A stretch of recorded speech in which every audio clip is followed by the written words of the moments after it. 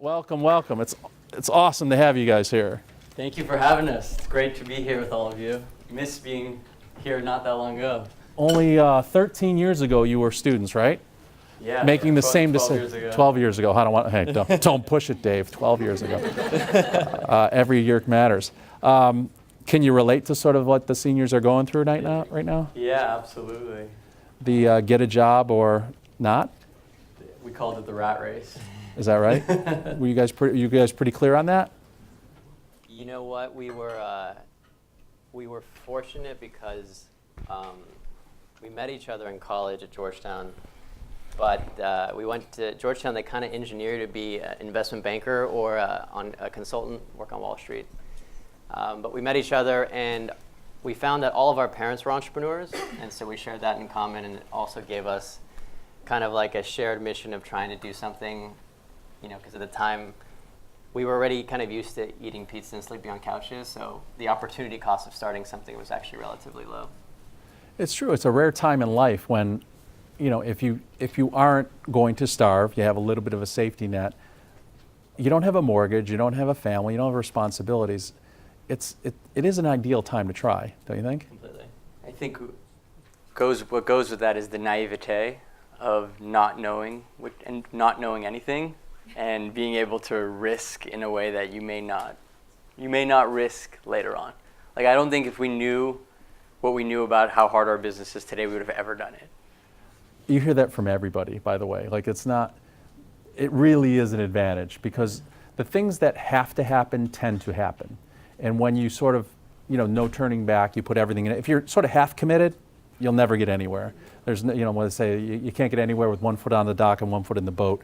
You guys, sort of made that all-out commitment. Talk about, well, before we go back, can you give an overview of sort of Sweetgreen today? Sure. So Sweetgreen is essentially healthy fast food. And our mission is to connect more people to real food and to disrupt what it means to have fast food in America. Our mission was pretty simple in the beginning. It's still the same as it is now. It's, when we looked at the market, when we started, when we were in college, the food companies with the best marketing and the best brand were actually the most unhealthy. And so we had a thesis of how do we take their tactics and their marketing and do it for healthy food. So that was 12 years ago, and today, so Sweetgreen is 92 restaurants, 8 cities, and over 4,000 people working. And was this something that evolved your senior year? Were you working on sophomores, juniors? Was it part of a class, or was it just something that was it solving a problem that you guys just couldn't seem to find in the marketplace? Yeah, so we came together first semester, senior year, and the food on campus at Georgetown wasn't great, and we would go off campus a lot. And at the time, 2007, you had really two options. One was Chipotle, and the other one was Dean & DeLuca. And Chipotle, you couldn't eat it every day. It's like we just couldn't eat it every day, and it wasn't necessarily healthy for you. And then Dean & DeLuca was too expensive. And so the problem that we wanted to solve was how do we create a place that didn't sacrifice flavor, it didn't sacrifice health, didn't sacrifice cost, and it was a place that was like just easy to make a right decision about healthy eating. And so that's how it started. Selfishly, I'm wondering what our college campus is big enough markets for you, because when you work at a college, it gets pretty redundant, and so the food choices, even though there are a lot of them, they're not great. May have to edit this out, I don't know. But it's pretty wild that the biggest decision of life is where are you going to eat, and how do you get something reasonably good that's not going to make you, not going to make you sick, not going to, all of the things that, it seems like such a simple concept, Yeah. and you have to stay true to that. We make about 225 food decisions a day. And people don't really think so deeply about them, but there's a lot of dimensions when people are making their food decision. How, does it taste good? Is it nutritious? Is it convenient? Is it affordable? Is it a cool brand? There's all these dimensions that some are conscious and some are subconscious as you're making it. But for us, as we think about food, I like to think about the 4 stages, which is how you feel before you eat it, hopefully excited, how you feel while you're eating it, hopefully satisfied, right after, hopefully energized, and many, many years later, hopefully healthy and alive. But the food system in America is broken in such that companies were good at either the first 2. They were good at making you want to eat the food, and maybe you liked to eat the food, but it was because it was injected with chemicals and sodium and really processed food, and you felt terrible after and it was not good for you. Or it was the opposite. It was people, eat your vegetables. It was not making healthy food cool and delicious and eat it because it tastes better.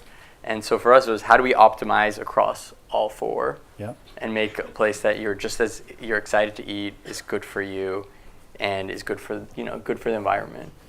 So, just staying in college now, let's go to the first concept.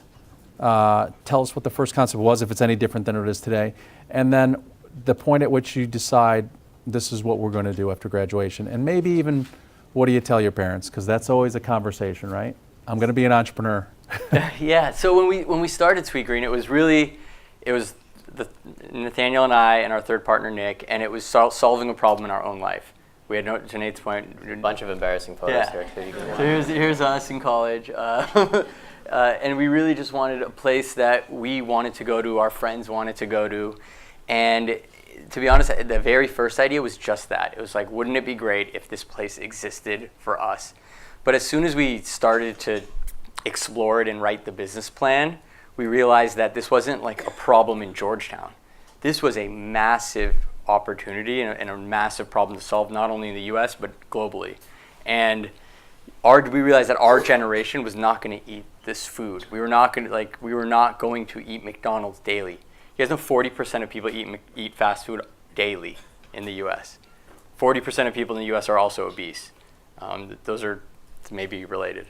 But we didn't think about it in such a big way at first. It was like, let's just do one. But as soon as we started doing it, we realized like, whoa, this could be much bigger. And so by the time we were opening the first one, we were kind of thinking about what can this look like as a larger platform. And we were looking for our second and third location, and really decided it was not about building a restaurant, but building a brand and kind of building a movement around this idea. And the restaurant, the food happened to just be what we were serving. So it was a mission-based business pretty early on. Talk about the first store. How much did you need to raise for that, and where did you get the money? So we raised about $300,000 from friends and friends of friends and college professor and anyone who would take a meeting. We had about 200 plus investor meetings to get 50 people to give us $300,000. So the average check was just over $5,000. Unfortunately, Kickstarter did not exist then. It could have been probably a decent Kickstarter.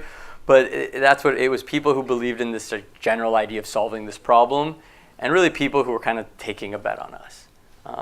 Our parents, I'll give a lot of respect to our parents because, and Nate's mom's here actually, because they thought we were stupid, but they didn't say it. They thought that, I think, my dad many years later said, I just knew that failing, even if it didn't work and you failed, that lesson would have been so valuable. So I'd rather you go figure it out and try than try to tell you what to do. And I'm always very grateful for that. I think a lot of parents would have been like, no, go, no way. But they let us take the leap and fit. I think they assumed it was going to be the stupid thing. It was going to be this cool stupid project, and we'd move on, and I was, my dad is like, you're gonna go into real estate. But I think that's what he thought. But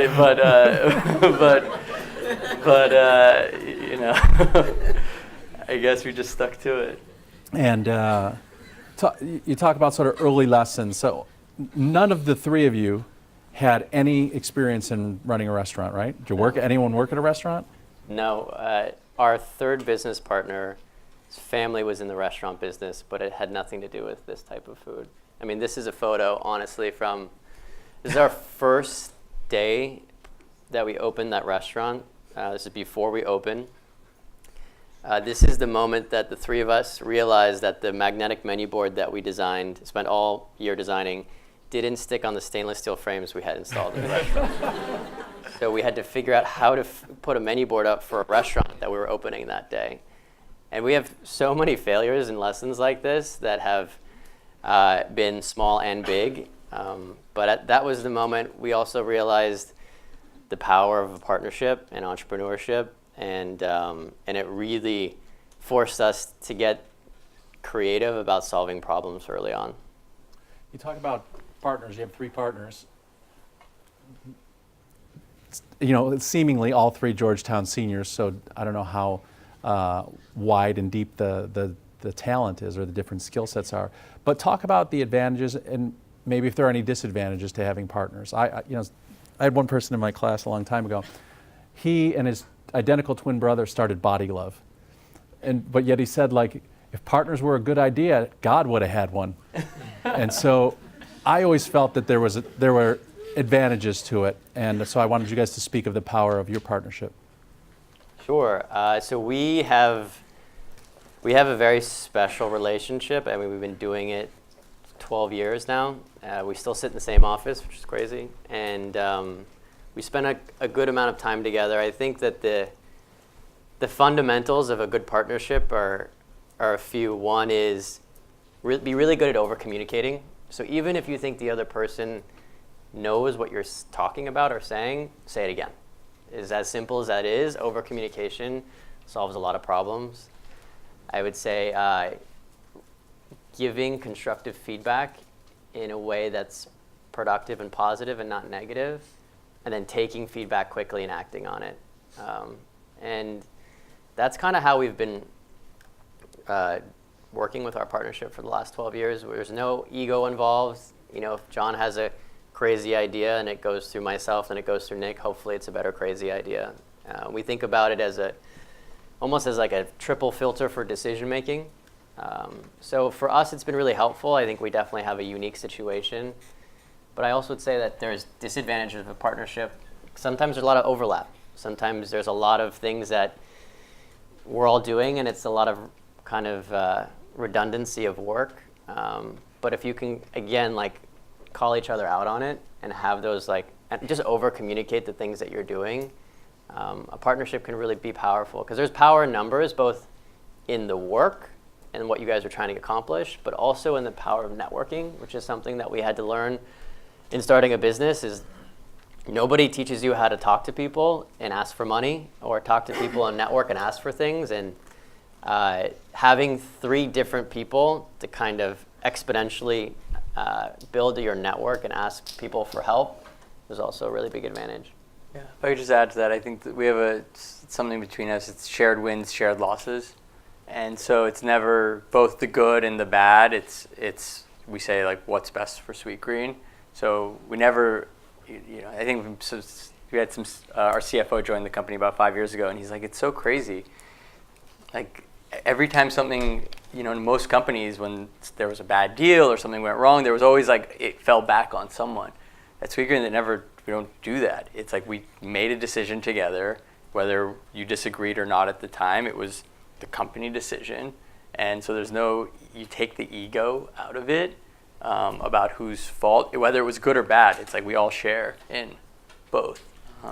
So I think that's one of the keys to that partnership. And I think the other part is it's hard, right? You go through like some really, I think that businesses look like, you hear the intro to Sweetgreen. It's like, oh, 3 guys started it. It's worth $1 billion. Like, it's really like fun story. But the reality is it looks like this. And there's, days where you think you're on the verge of going out of business, even today, and then days where you think you're on the verge of like world domination, like in the same day.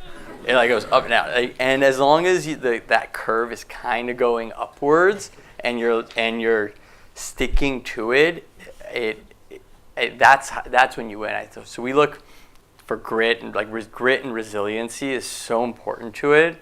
And I think having partners can help in that, just because like when it's a friend, right? You're going through a really hard time, and to have someone to go through it with and like commiserate with and like feel that pain and share some of those tough times, and share the burden, I think sometimes can be really helpful. It's really big.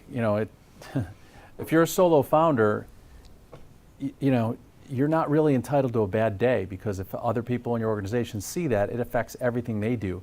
They can close the door and say, this is really bad news, this is really a big challenge, and yet not affect everybody.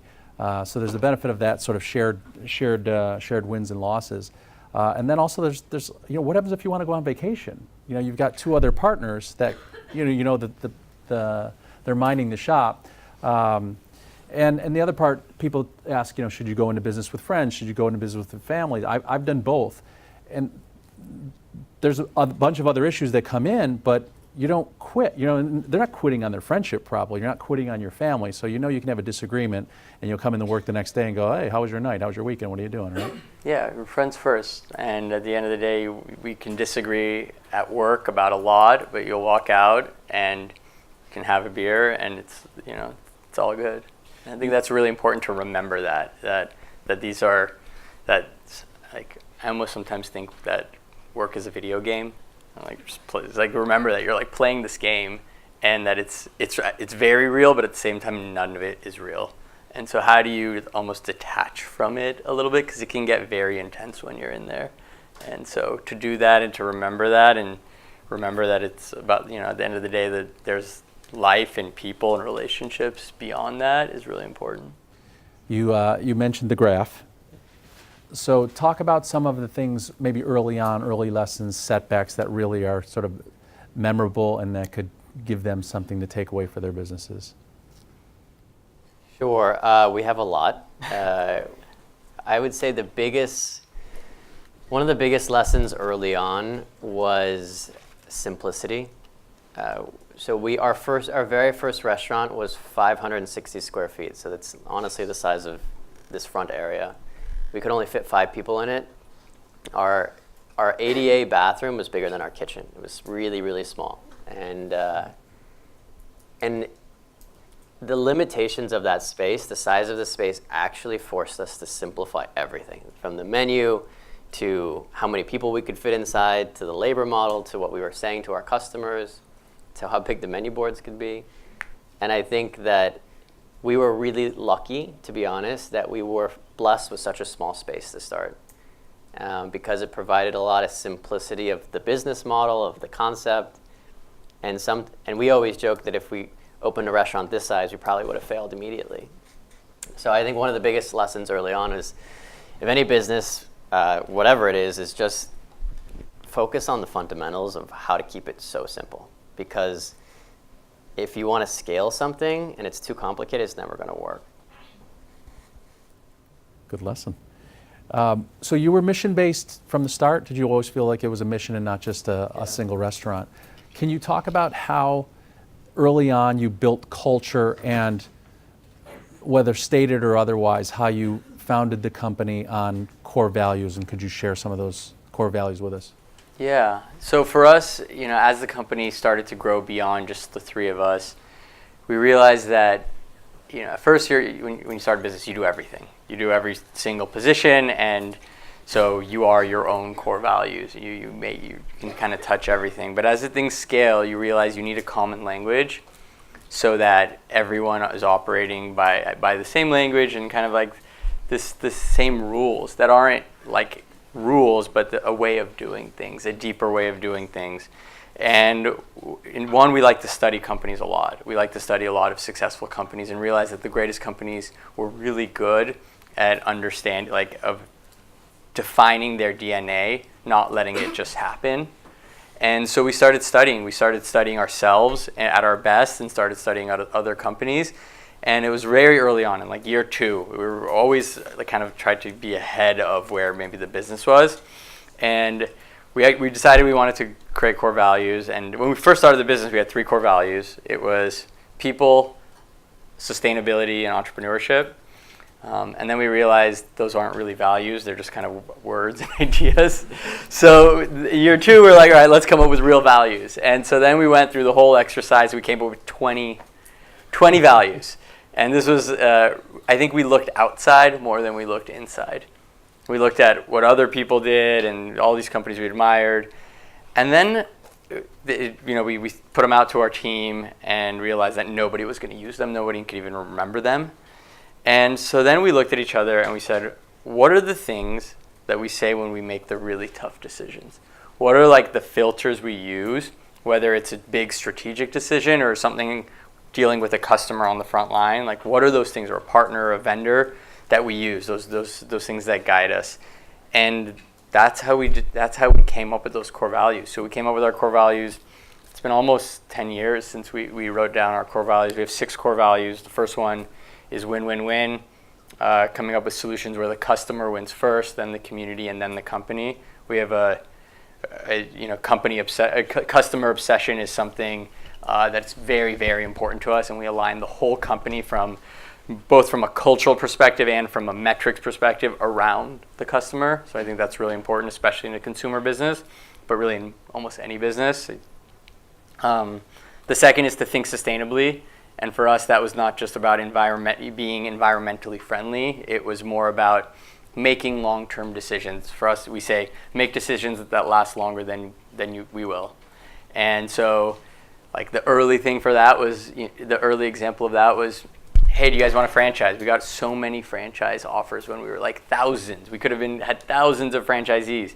But the sustainable decision was, if we do that, do we lose control? Do we lose control of the quality? Is that what we want in 100 years? And we always thought about Sweetgreen as build it for 100 years. The third was keep it real, and that was about building meaningful relationships. And really, it's about how we treat people and put people before business in a way, whether that's people you hire and having a real relationship first, or the farmers we deal with, etc.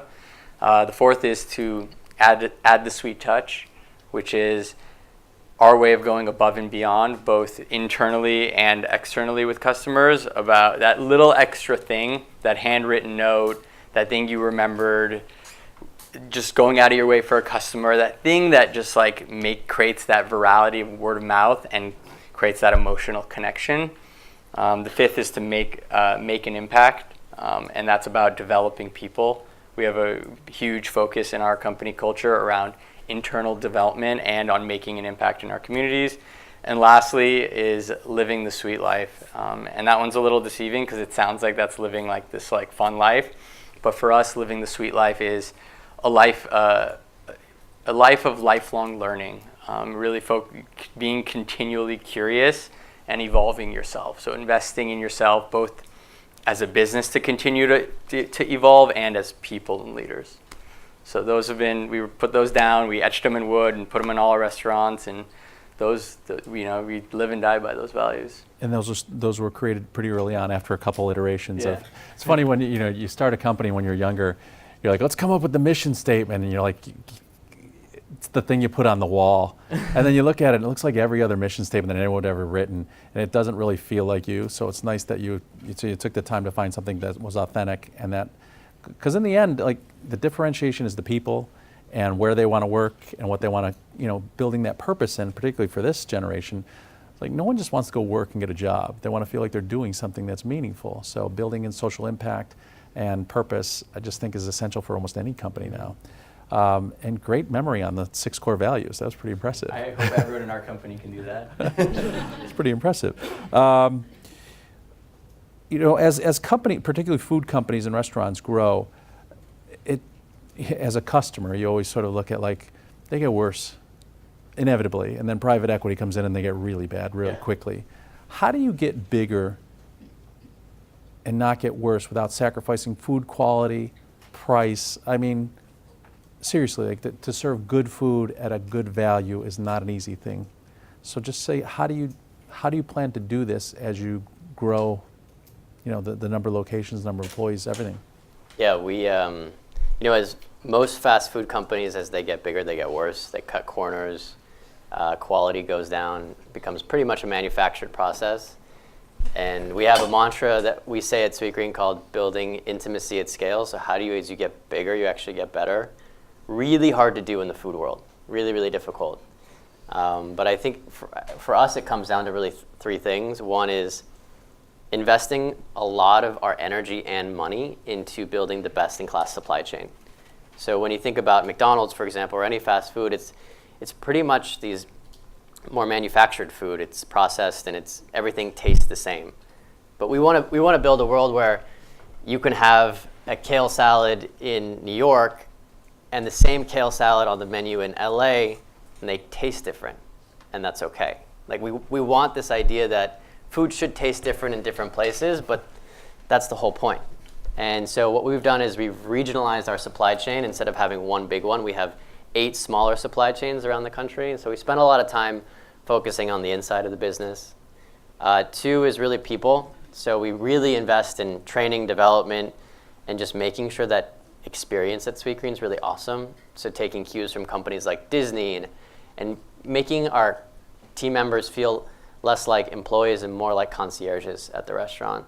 And then the biggest thing, honestly, is technology and how we leverage technology to make the jobs easier, to make moving food around cities easier, whether it's logistics technology, kitchen technology, just like the entire operating system of Sweetgreen. How do we think about Sweetgreen as a technology company and not just as a restaurant business? And when all those things kind of work together, they actually unlock a lot of value in our system, and we can still have the keep it real conversations with 150 farmers across the country, but do it in a way that's built for scale. And so that's kind of how we approach it. We haven't fully figured it out. There's days when we have great days, and when our internet or our whole system breaks and we can't order online. And so it's really a new way of thinking about fast food, because our view of fast food isn't going to be 5,000 of the same restaurants. It's not going to be 10,000 Starbucks or Subways. It's going to be a multitude of different types of formats, whether it's delivery. We have something called Outpost that's just a shelf. It's a restaurant. Maybe it's delivered by a drone or by a robot one day. Like, we don't really care. It's just building that smart layer of data and technology with a really smart supply chain, and Sweetgreen can show up wherever you are.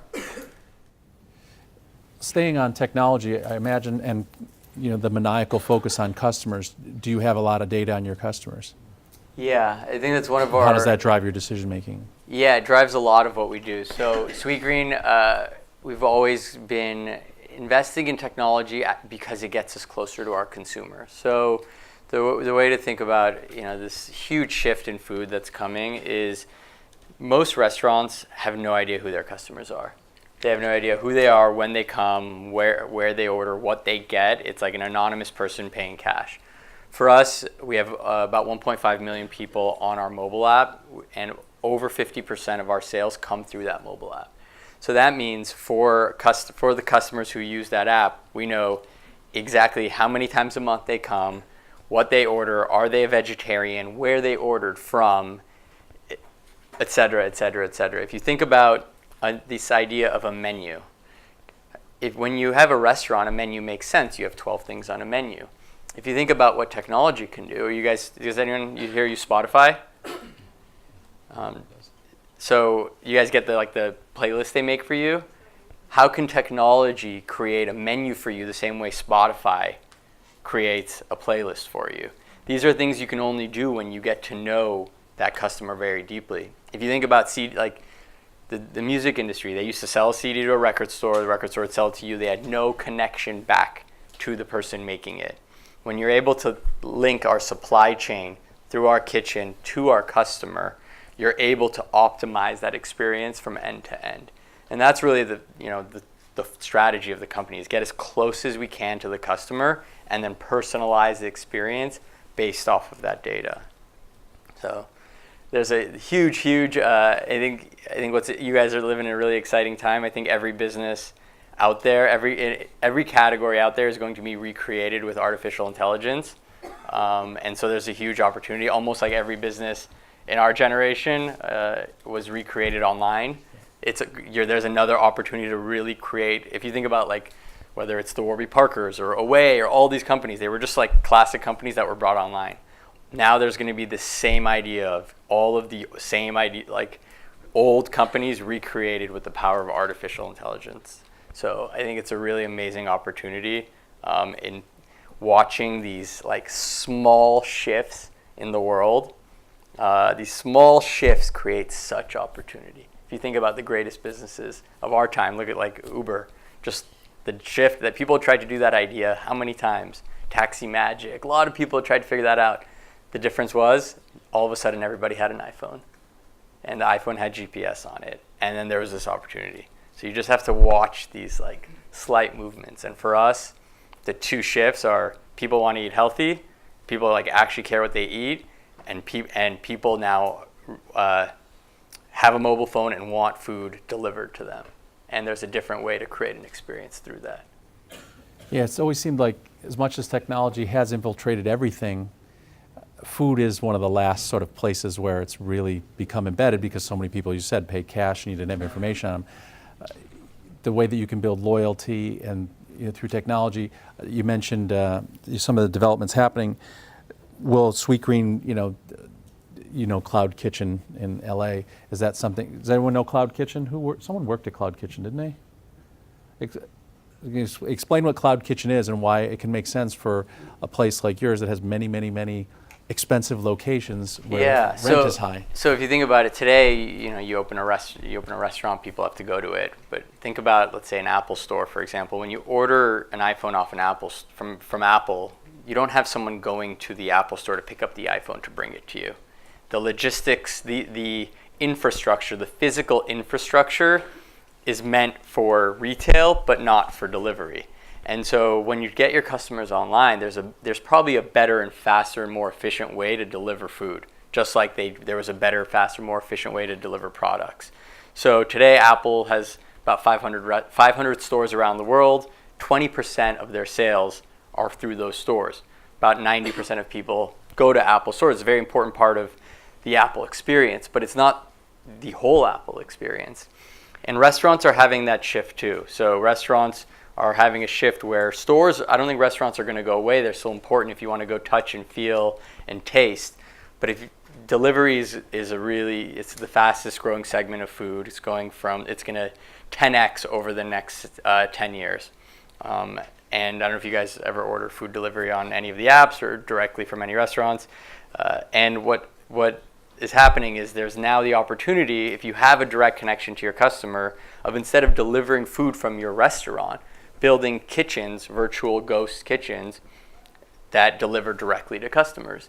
And so we do have a number of those kitchens, both through Cloud Kitchens, who's a company that builds them, but we also build our own Cloud Kitchens where we deliver directly to customers from those kitchens. It makes perfect sense in terms of not stressing your restaurant, which might have it's 5 o'clock or 6 o'clock, it's super busy, and then your restaurant's got to kick out all these to-go orders.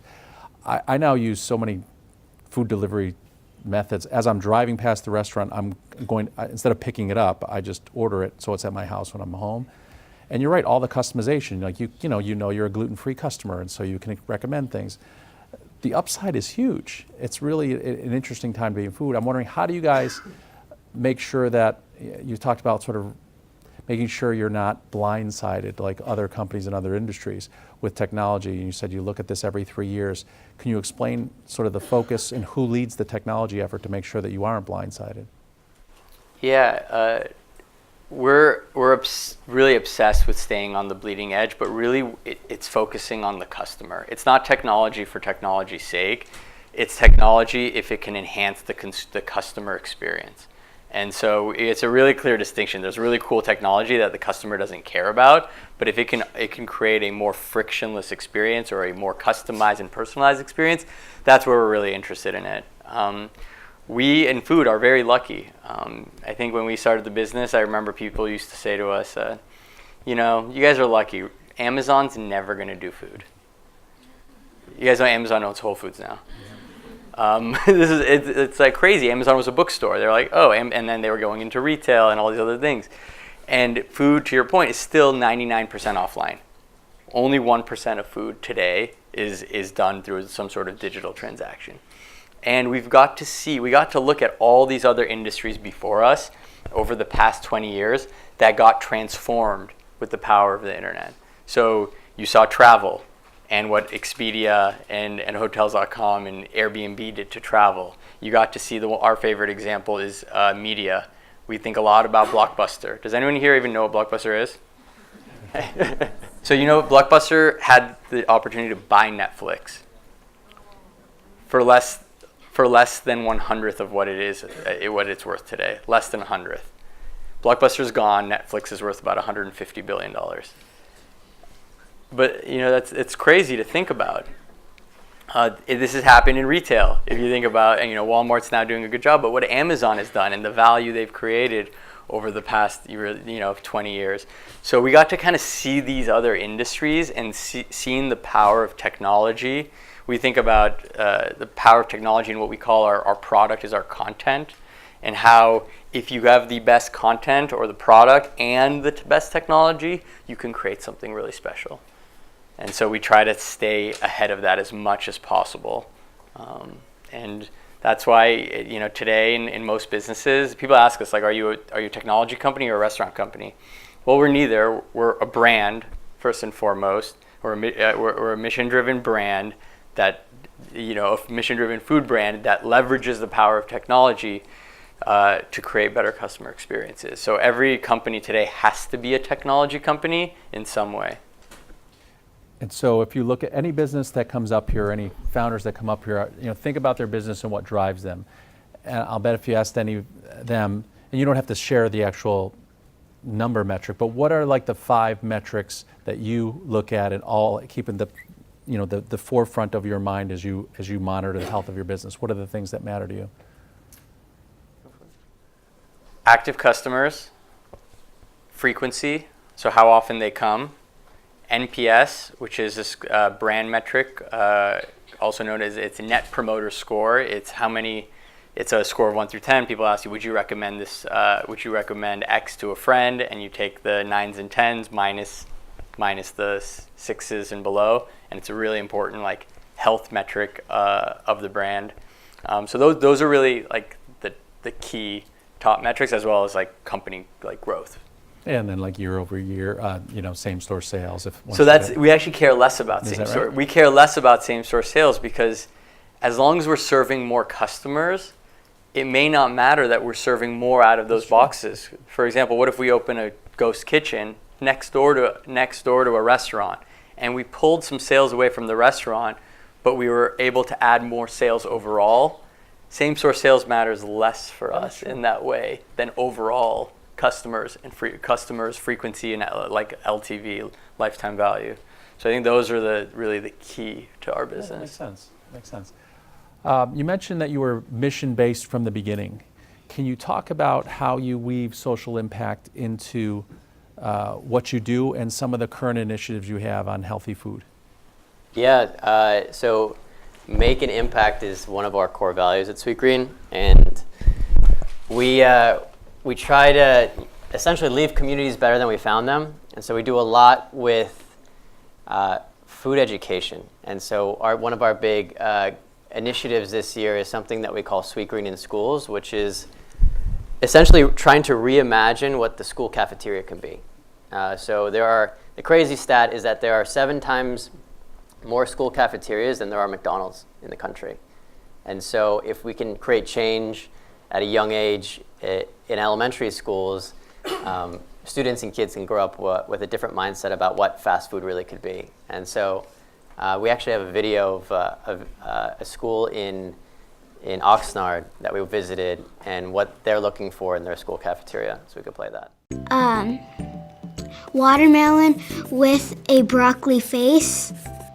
And then it would be like a strawberry and cilantro, but the cilantro stick will be on the bottom of the strawberry so you could carry it.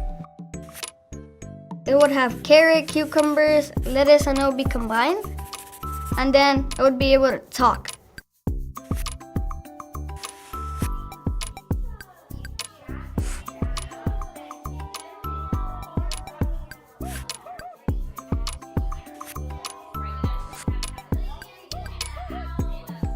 That's a pretty hard question.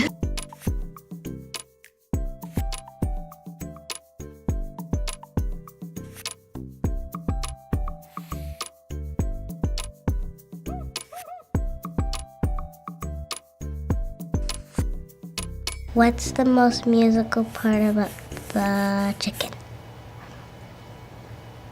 The drumstick.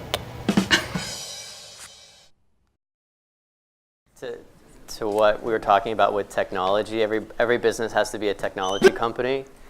Every business also has to be some type of socially minded company. I think that's just what brands should be, and what brands should be doing, and have a really strong point of view on who they are as a company, and how they can have an effect, whether themselves or through a partnership.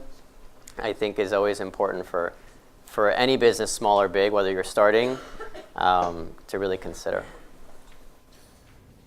Sort of almost criminal what is served in school cafeteria. I haven't been in high school or junior high in a while, but just do you notice a big difference in variation from schools that are in they have plenty of resources and schools that aren't? Yeah. Does the menu vary a lot? I think it's both what they're serving, but also the education behind it. So the program is really not just how do we make how do we not put healthier foods in cafeterias, but how do we get students to really want it, and how do we make it as fun as having like the In-N-Out truck come to your school. And so whether it's interactive flavor stations or a voting system for all the kids to choose their favorite ingredients, to some like lessons in the classroom, it needs to be like a holistic kind of approach versus just putting healthy food in the cafeteria.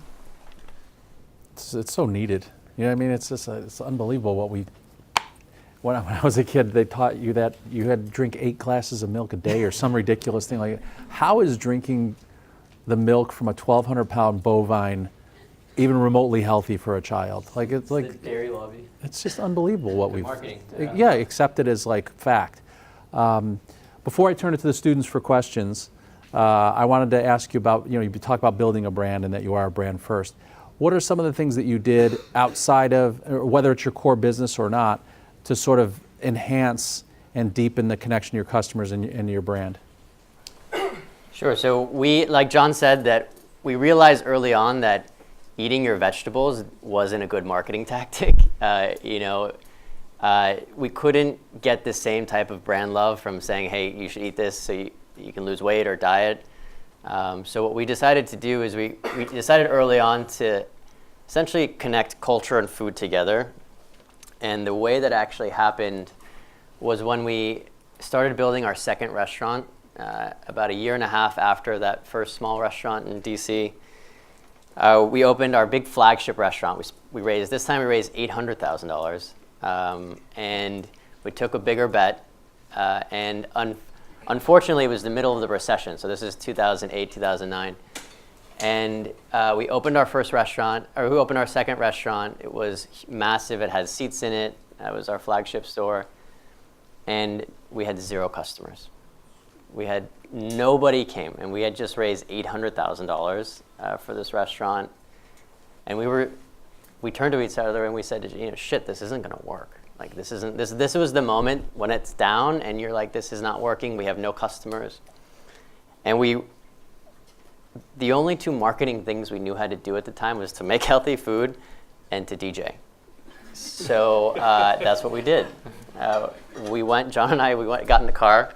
And before they had Uber or Lyft, so we rented a Zip car, and we drove to Guitar Center, and we bought this $400 DJ speaker, and we put it in the back of the car.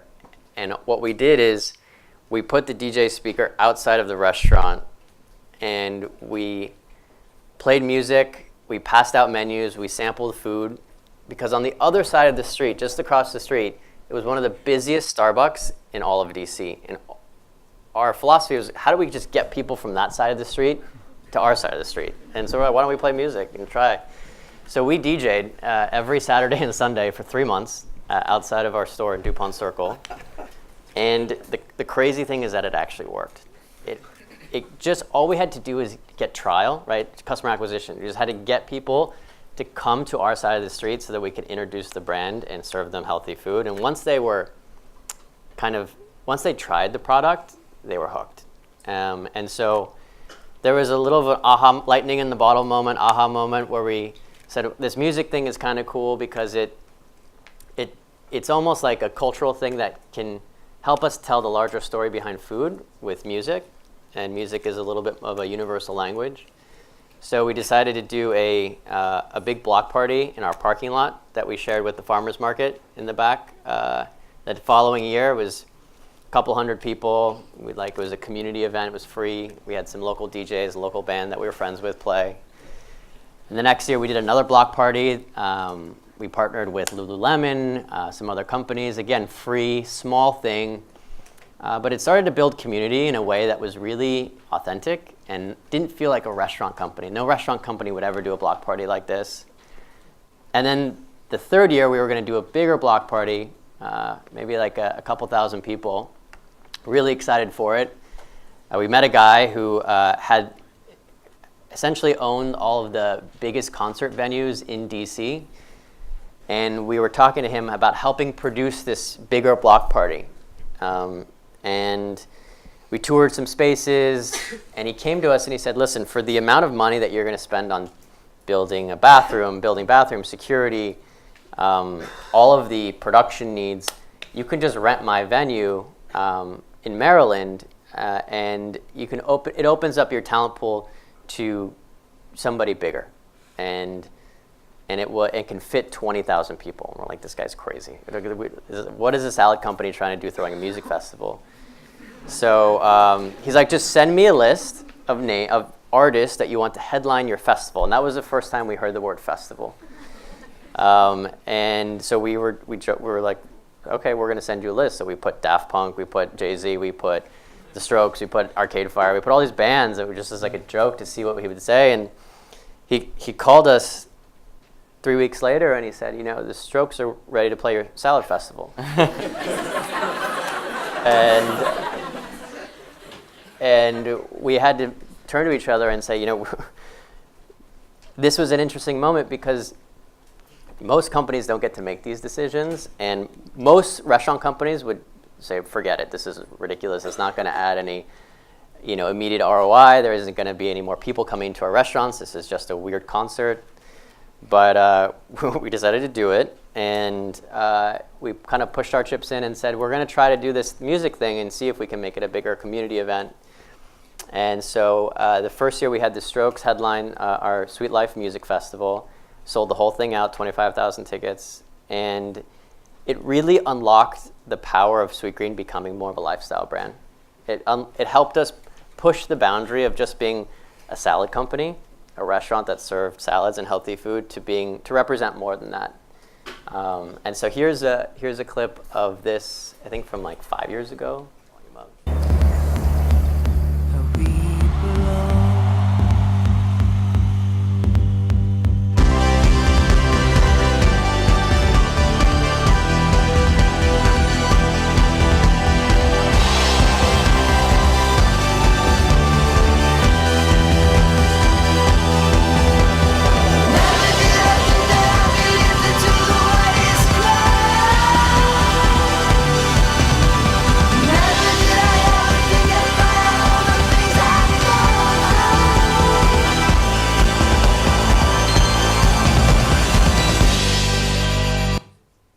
So Sweet Life has been an amazing platform for us. We've had Kendrick Lamar, The Weeknd, the Yeah Yeah Yeahs, The Strokes, Phoenix.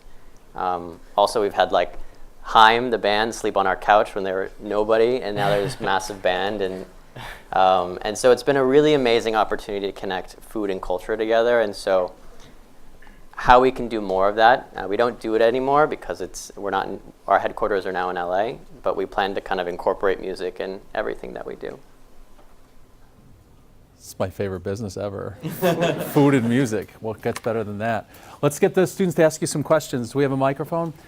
John, you may have to turn it on and off when they answer because it's on the same. Yeah, like I was saying, thank you guys for coming. I really enjoyed listening to you talk. You talked a lot about your mobile app, ghost kitchens, kind of the future of the food industry. Was being like a tech-forward company kind of always part of your vision from the start? So when we started Sweetgreen 2007, the iPhone didn't exist. That phone in my hand in that picture was a BlackBerry. So I'd say for us, it was not part of the vision from the very beginning. It was as the consumer shifted, we evolved with that consumer, and that's why I really focus a lot on that customer. Sweetgreen is not like what the Sweetgreen in 2007 is nothing like the Sweetgreen today, and in 5 years and 10 years it's going to be so different. The key is that like evolution and staying close to the customer. To Nate's point, like eventually we are going to deliver via drone. Salads will probably, food will be made by robots. These things will happen. It's the mission of connecting people to real food that won't change. And how do you leverage technology to stay as close to the customer? But it was really as mobile, everyone, smartphones took over the world, that technology, it's the combination of what you could do with data, and the power of the power of data to transform your business and your experience, as well as putting a phone in everyone's hand, that transformed our business. And to be just a little bit more specific, when we started Sweetgreen, we had huge lines. We still have quite long lines, but at the time, people would wait like an hour to eat food, and they're like, "There's got to be a better way to get people food." And we realized we had a mismatch with our supply and demand. Everybody wanted to eat at the same time, so we're like, well, what if you put the ordering on a phone, and instead of having one line, you had multiple lines in the restaurant. So then you could create a frictionless pickup where you put your order in, and you could come in, walk in, pick it up, and go. So it wasn't just like technology for technology's sake. It was, how do you solve our biggest customer problem, which was, I want to eat that food, but I don't want to wait 1 hour. Can I ask you guys a question first? Before this, who had heard of Sweetgreen? Who had eaten Sweetgreen? Oh, thank you. Oh. Thank you. Hi, over here. Thank you guys for coming. I'm a very big fan of the Shroomami, so it's really great. My question is, since this is technically like your first job in a sense, how did you guys know how to manage a team and really build a company? The good answer to that is we still don't. I would say that the best way to learn is by asking questions, and because we weren't in the restaurant business, we didn't know about how to build a team or even how to raise money. It really forced us to ask for help and surround ourselves with people that were just smarter than us. And we always say that bet on the entrepreneur and bet on the person, because that person will figure out how to ask the right questions or find the right people to get it done. That's what I feel like you guys did to us when we met for the first time. You asked for 3 minutes of our time, and now we're investors in your company. And so how do you just build that muscle of networking? It's something that's a lot of times awkward or scary to go do and ask for money. But once you do, and once you get rejected a bunch, you learn how to kind of really tell your story the right way, and people just kind of fall in love with the brand.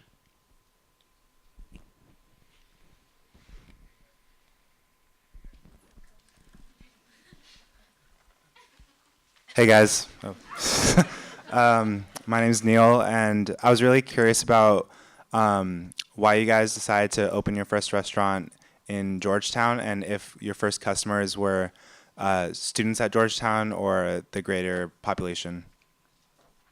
So, at first it was just solving this problem in our own life, and we actually lived across the street from that very first restaurant. I wish we had a picture of that very first restaurant, but it was tiny. It was an old burger shack. It used to be an old burger shack that sold tiny little sliders, and it was just an abandoned shack that was across the street from our house. And it was just one of those things that the opportunity was right under our nose. We knew it was a bigger idea, but we were there at Georgetown, and we knew the customers were there. We were them. We knew the community wanted it. We knew the school, the students wanted it. And to be honest, people asked us, were you scared to open this first restaurant? And The reality is we weren't, because we just knew we had to sell about 100 salads a day. And we went outside and we would go to all our competitors and we would count how many how many people went in and bought, and we would stand outside on our corner and we count how many people walked by. We surveyed a lot, we talked to all of our friends and customers, and we just knew the customer wanted that. We were filling such a void. And so DC was almost accidental. It was just because we were there for school. We went to school at Georgetown, and took that model of what we learned and started to bring it around the country. Hi, thank you so much for coming. I'm also a big Sweetgreen fan. Thank you. First of all, I just want to say you should really open a location in Pasadena. It's coming later this year. Thank God. Okay, second of all, my question is, can you talk a little bit about your decisions in terms of like the design and branding of Sweetgreen, and like why you chose like the colors you chose and like the fonts you used and such? Sure. So I grew up in Pasadena, so it brings joy to my heart to hear that. Again, from the theme of simplicity, it was really important for us to keep everything that we do as simple as possible, including like the way our logo looked and the way the font styles were and the colors. And to be honest, in the beginning, we started designing our restaurants in the literal sense of green. So they were painted green. There was green tile. There was a lot of what we call like reclaimed wood, which is a big deal back then.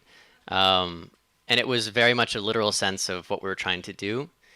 But then we realized that there was a lot of copycats and competition doing the same thing. And so what we did about 6 years into the business is we decided to start over. We said, we need to reinvent ourselves. We're opening restaurants now in New York and Boston. And so we made a conscious effort not to essentially literally be green. And the way we design our stores now is very much in a monochromatic way. It's a lot of white and gray and white oak wood, so that the idea is that the color in the store and the feature of the store is actually the produce. And the produce and the vegetables and the fruits become the stage, and that's what makes the colors pop. And the store kind of dies away as like a functional canvas to what's happening inside the restaurant. And everything, in most of our stores, there's probably at the most 8 materials. There's 8 different surfaces, and we're really conscious that we don't go above it, because then things get too complicated. We have the same chair, the same type of wood, we use the same type of tile, and what changes for us is really the food and the experience that becomes very modular. In terms of logo, like again, we have logos and colors. We have 3 colors, 2 types of fonts, and we keep everything pretty simple. And that way, whatever you're doing, whether it's a collaboration with schools or a music festival, it all kind of works together in the same system. So that's kind of been our approach from day one. Hi, over here, Jordan. Thank you very much for coming. Really enjoyed it. I was just wondering, like most entrepreneurs, I guess, can talk about the moment when like they realized like, we made it. I was just wondering like I don't know if it was when you guys hosted the festival for the first time, or like when you like had that realization, like we can actually try to solve the problem that we identified earlier. I think you have a lot of those mini moments, and it's important to remember that there's no like pot of gold at the end of the rainbow. This whole thing is a journey. Like you're not going to wake up and it's like, oh, we did it. It's like our mission is really, really big, and it's going to keep going. And so we try to celebrate the small wins. But for us, I think a few of them. One was just the first store we opened. It was a very special experience, and like customers that were paying to eat food. I'd say the second was actually when we had the first year at the big festival. I remember standing like on the side of the stage with Nate and Nick, and Strokes were playing, and we're like, look out at 25,000 people. We're like, oh, holy shit. Like this is crazy. I think the third was when we opened in New York City, and that was a really transformative moment for us, taking it from, we opened our first 18 restaurants in Washington, D.C. And D.C. is a big town, but it's a small town. And then we went and opened like a New York restaurant, and that's when we did the new design and kind of brought our A game to New York.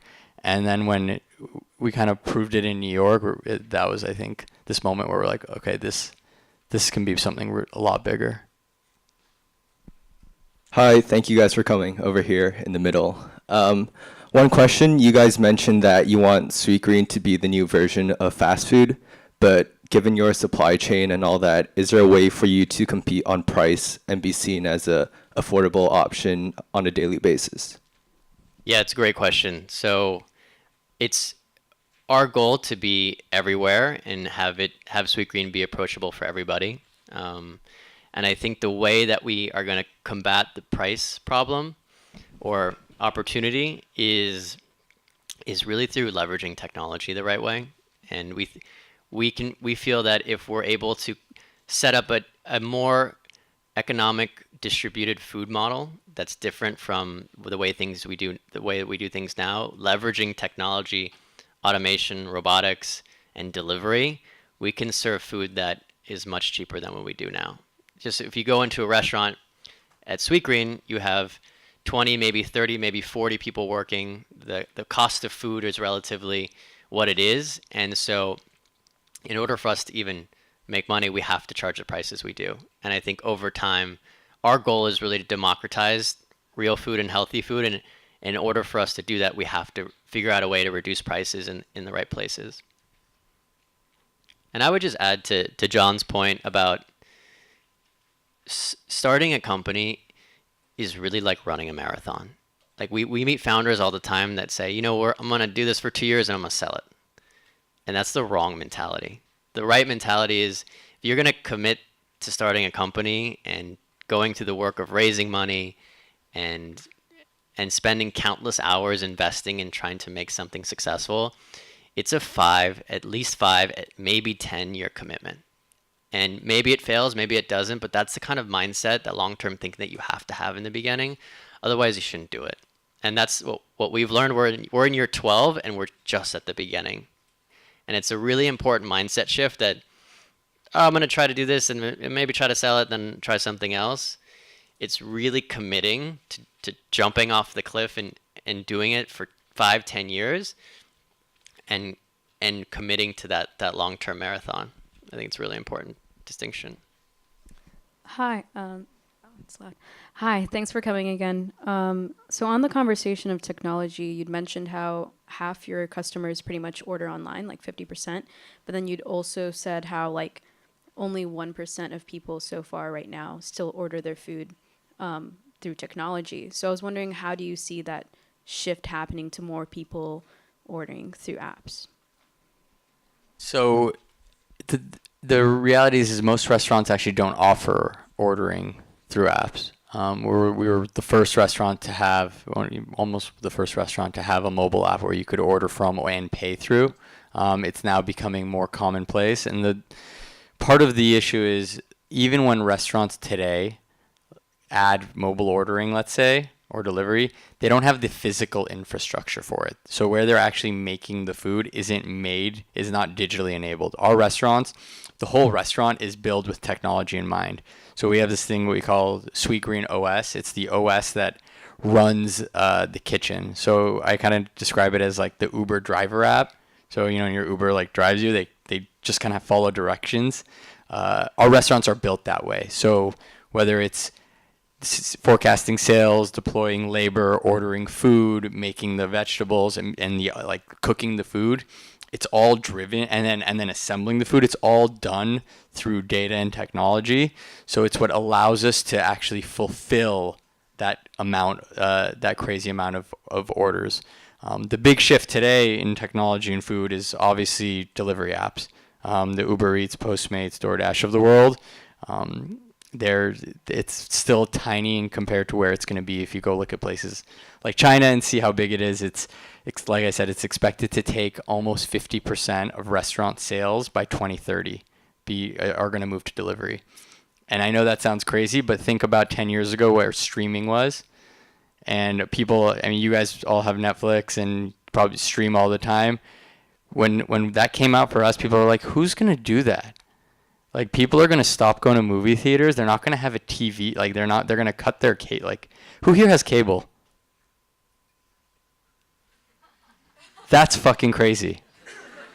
Right? I don't have cable either. But that's the thing. These seismic generational shifts that sound crazy today. But look, only 2 people here have cable.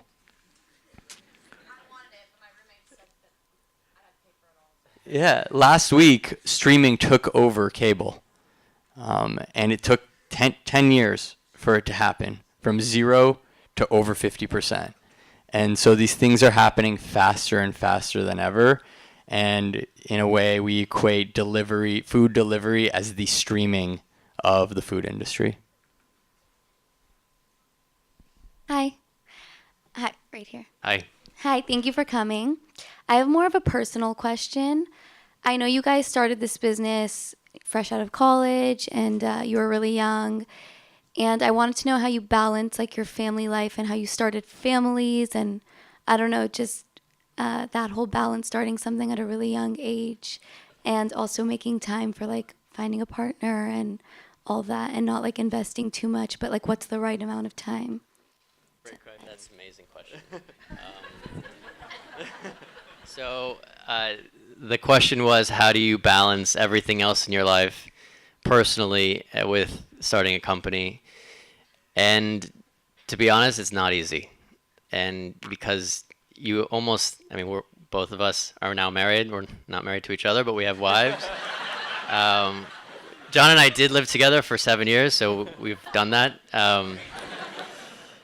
And I think what's really important is, as you get older, you prioritize almost what John was saying in the beginning, like this video game, right? And what is real and what is not, and how you can balance things like having a family or thinking about spending your time outside of the work that you do is really powerful. And what I think is important is it all comes down to investing the time ahead of time, to committing to saving time and holding space for that. And it's easier said than done. I mean, a lot of times I feel like I have a work wife and then a regular wife, and how do I be present in both situations? And how do you take care of that mental health in order to do that?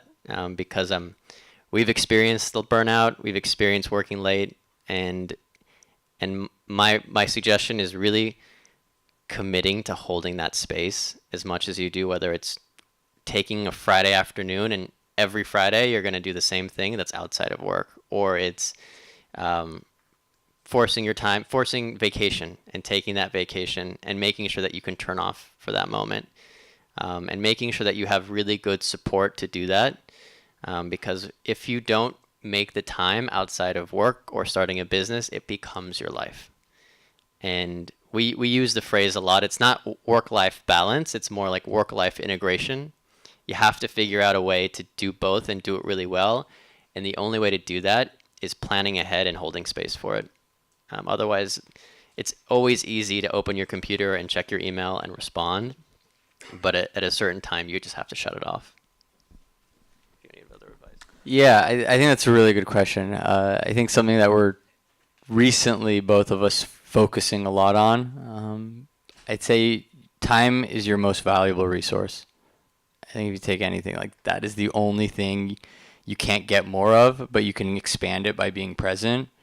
You can make as much money in the world. Like, money it's unlimited, but time isn't. And so how do you really get smart about designing your life to make time being like strategic? Like, people get strategic about their budget, but they don't do that with their time. So I think, how do you be really strategic about how you spend your time, mapping that to how you want, what makes you happy and how that the life you really want to live. I also think my intention for this year was investing in myself so I could show up for other people. I think sometimes over the burnout, to Nate's point, does not do anyone any good. So how do you create space for yourself to whatever that practice is? If it's, for me, it's meditation and surfing, and I do a little bit of a digital Shabbat where I just turn my phone off for 24 hours from Friday to Saturday, and those sorts of things that just ground me back into reality. So when I am at work, I can show up in the best way. Hey guys, what's up back here? So my girlfriend is vegan, so thank you, because I'm gonna take her to Sweetgreen for sure. And the other thing is she's so vegan and she tries to make me healthy all the time. And as much as I try to be healthy, I'm not healthy all the time at all. So I'm curious on how healthy are you guys? Like, do you guys ever eat unhealthy food? Yeah, so our view on health is not about calorie counting. We're big foodies. We love to eat. It's really about we're not health freaks or health snobs. Sweetgreen is healthy, but it's real food. And real food, we value real food because it tastes better. So we eat everything. We just focus on eating real food. So I will literally eat everything. Our third partner, Nick, is one of the biggest foodies in the world. You should follow his Instagram. It's like crazy. But we all believe in just the power of real food. So whatever that is, it's just not processed junk food. And that's what we care about. I think if you eat that way, you're healthy in our book. Hey guys, thank you for coming today.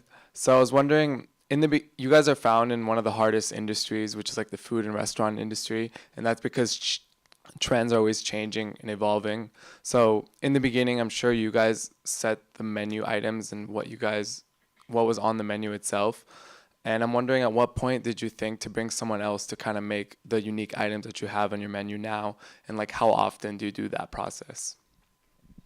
Yeah, so in the beginning, we used to design the original menu. We used to have like dorm room parties where we invite people over and do a bunch of blind taste tests on what people like. And the only dish that's still on the menu 11, 12 years later is the guacamole greens. I don't know if everybody's had the guacamole greens, but it's essentially guacamole dip deconstructed into a salad. But every other thing on the menu has changed. And so much so that our menu changes 5 times a year.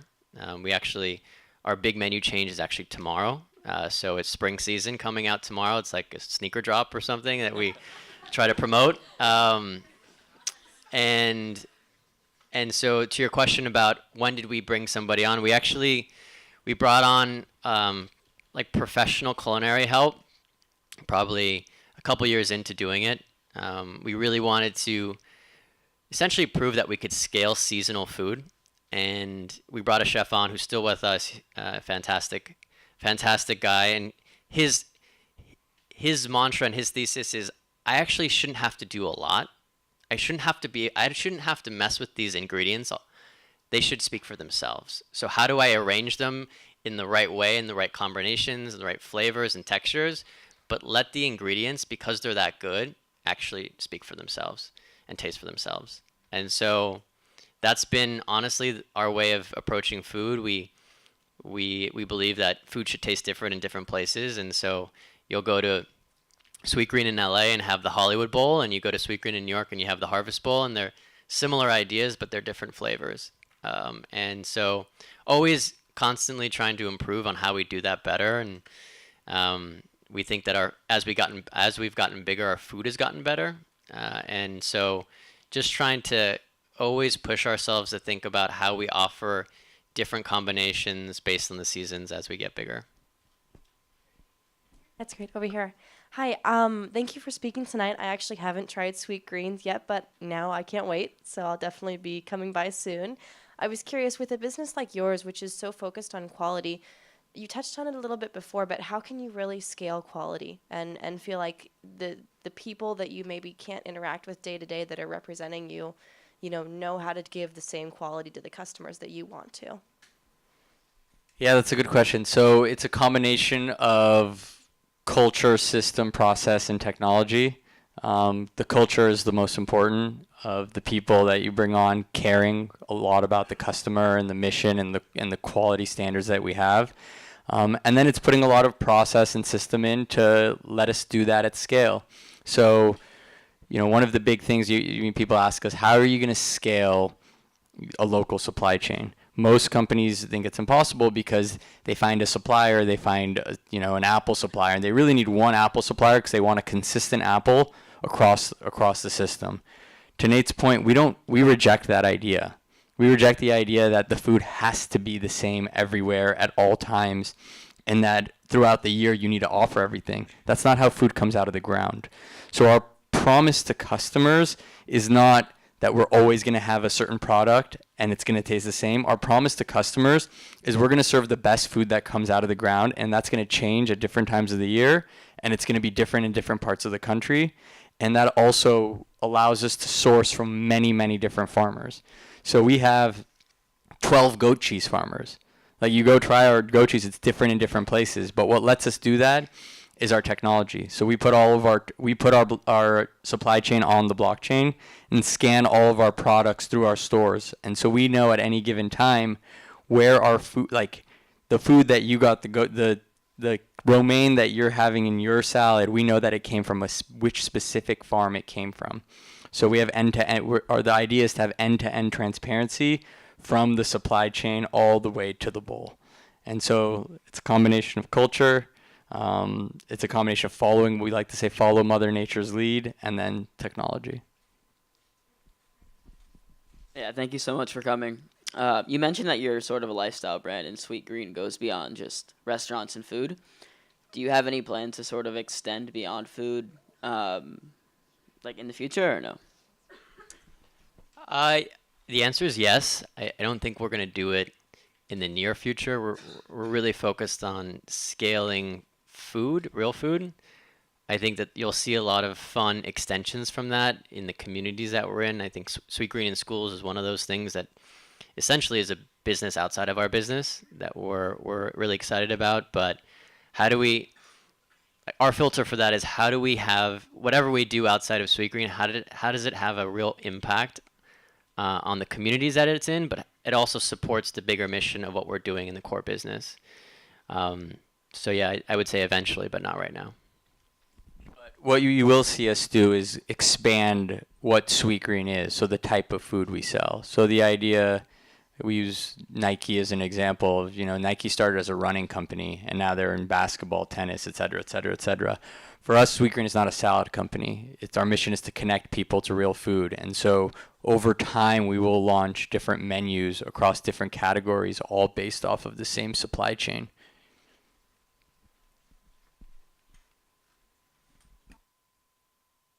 Hello. Oh, thank you so much for being here. I actually just ordered Postmates Sweetgreen, and my roommate just got it, and it's going to be at my doorstep when I get home from class. Our question for you is, what were some of the roadblocks that you guys hit as young entrepreneurs, and how did you overcome them? Okay, so there's so many. I think for us, one was we had no idea how to operate a restaurant.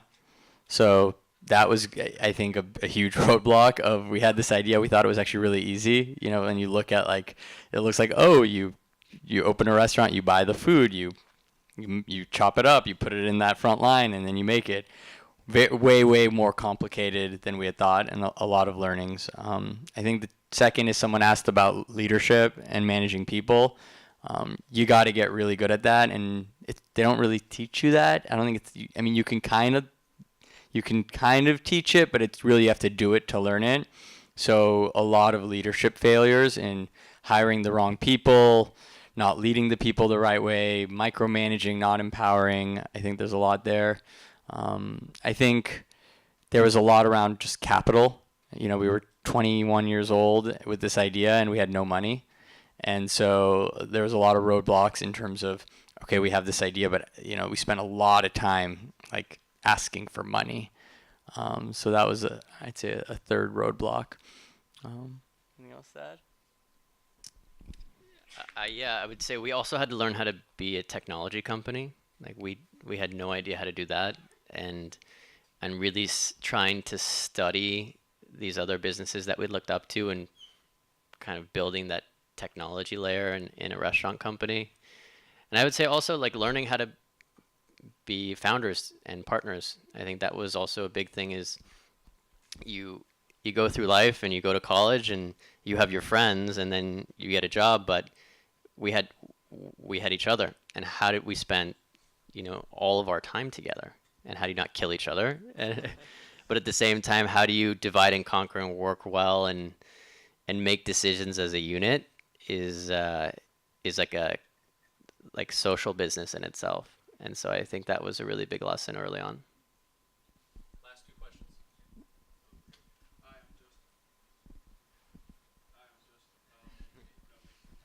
Turn the mic on. Just flick the switch up. All right. So I.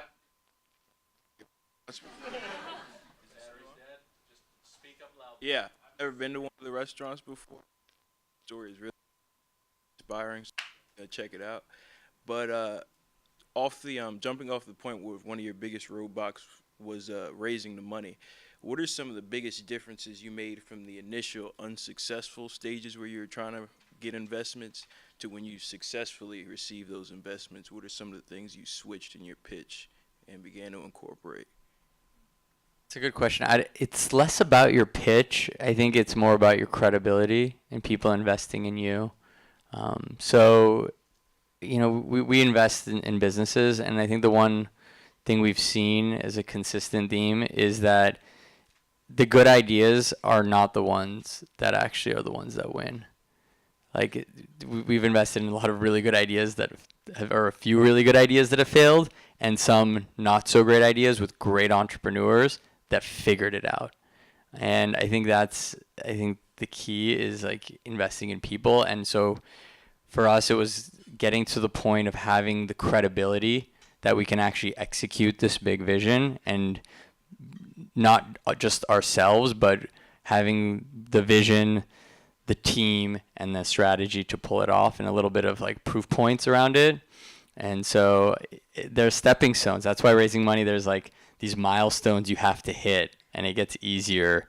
It's funny, raising hundreds of millions of dollars is way easier than raising like $10,000, because you get to this point where you have credibility in the market and people believe you and they trust that you can create something really big. Check. All right, cool. Right here. So you guys mentioned how you started out as an idea, like you guys didn't have this healthy food in DC. Why the move to LA, and how to impact the company and your lives? Great question. So why do we move to LA? A few reasons. One, and the biggest one, is the majority of our farmers and producers are actually in California. So from the Salinas Valley all the way down to San Diego, we get a lot of our produce. The best farmers markets are here in LA. And so we wanted to be really close to the growers so we could create those meaningful relationships with them. 2 is we really wanted to build a campus, a future campus for us for that 100-year journey that we talked about. And we looked at a bunch of cities, and we landed on LA in terms of quality of talent, quality of life, and the kind of budding entrepreneurial startup scene that was happening here. And how has it been for our lives? It's been great. We both grew up in LA, so it's really nice to be home. And also back to the question about work-life integration, LA is a really good place to have balance and find kind of presence and be kind of a little bit more at peace with both work and everything else. And so we chose that as our home about 3.5 years ago. Thank you. You guys should open one down here in the village. We should. If you're able to. Speaking of, Lauren will hopefully send you guys a link after this class, but we're going to give everybody credit to Sweetgreen. You have to download the app. You have to do that. If you download the app, we'll hook you up with some credit so you can go try it. So thanks for listening. That's awesome. Hold on. Now, I want you to think about some things that we learned tonight. Their Georgetown team, although Nathaniel's mother is a Trojan, and she's here, so we welcome back all Trojans, so it came from good stock. Yeah. And they happen to mention that, we're going back to Georgetown to give one of these talks, and, we're a little bit competitive here. We want to make sure they get a good experience, a full experience at USC, and they come back. And really, you guys are right down the street, so just so glad to have you in LA and contributing at USC. So before we leave, I want you, and I know how much everyone took notes, I want you to think of a lesson or a quote or something that you learned from our guests tonight that you'll remember in 5 or 10 years. And I'm going to record this for your mother. All right? Who's ready with a quote or something they want to share? Ready? And speak up loudly. Ready? Go. Over-communicate what you're doing. Shared wins, shared losses. We're not building a restaurant, we're building a brand. Take feedback quickly. Coming over here. You want to define your organization's DNA early, not just let it develop. Get as close to your customer as you can. Always be curious. Every company needs to have a social impact. Leave communities better than you found them. Anyone up here? Coming up. Simplify the business model. Be in it for the long run. Good. Invest in people, not ideas. Stay close to the customer. Live the sweet life. Work-life integration. Don't have a huge ego in business. All right, miss somebody? Coming around.